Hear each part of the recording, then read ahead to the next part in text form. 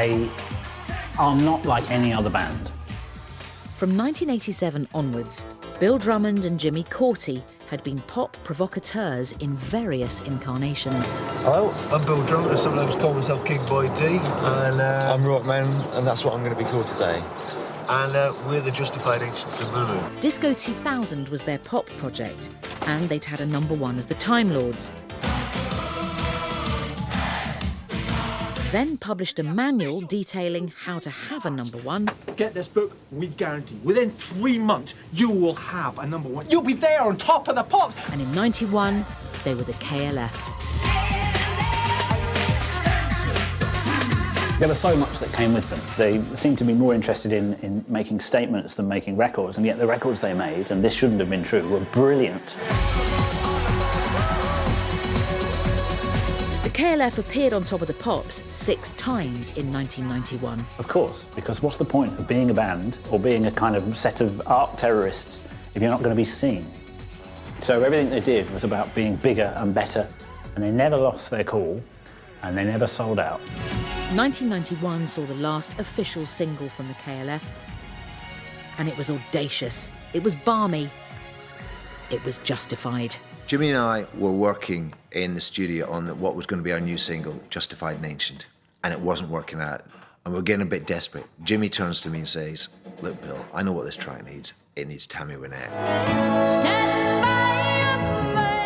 Tammy Wynette, the first lady of country music, had hits with hymns of heartbreak from the late 60s, though by 1991, her star had somewhat faded. Why her? It was Jimmy's idea, and it wasn't until he actually met Tammy, but maybe 3 months after we recorded, and Jimmy took me aside and says, "I think there's a mistake here, Bill. You know, this isn't the woman I was expecting."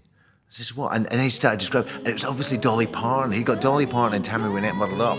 For me, and it had to be Tammy Wynette. As soon as he said Tammy Wynette, and I could hear Tammy Wynette, I couldn't have imagined Dolly Parton's voice.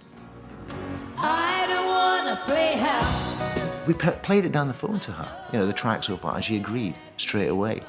I have no idea why she agreed so readily. I know we were using her authenticity, whereas everything about us wasn't authentic. Her gravitas, her legend, all of those things that come with the name Tammy Wynette. And she was using the fact that we were major worldwide hit makers. And it'd be a long time since she'd had a crossover hit. I actually did go through the lyrics with her. And she's used to singing about heartbreak, you know, and suddenly she's got these lyrics. She started then interrogating me about what the lyrics are about and what this is about and what's that and what is Moo Moo Land. But she just accepted. These are the lyrics, this is what I'm singing. I mean, what a 99 is. As in a cone with, you know, a chocolate flake in it. And she didn't really know what an ice cream van was either. They didn't seem to have ice cream vans that, you know, have a chime going around the estates. And lo, what was dubbed the oddest pairing in pop history delighted the record-buying public. She was doing a tour of the UK, which had been booked in long before we'd approached her. It meant that we couldn't get her in for Top of the Pops. She was in Bournemouth doing a show. But they did this live link-up with her singing backstage, linking with us in the Top of the Pop studio. I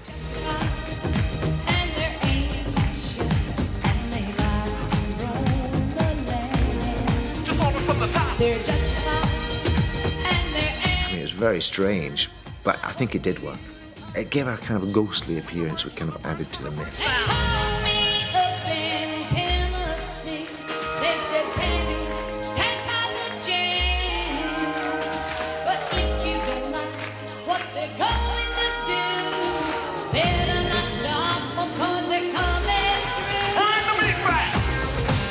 It was beautiful. I mean, I know it sounds corny. It was.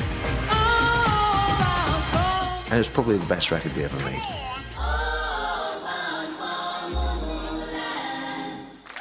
And we thought, we're well on course for this. Christmas #1. And then Freddie Mercury goes and dies.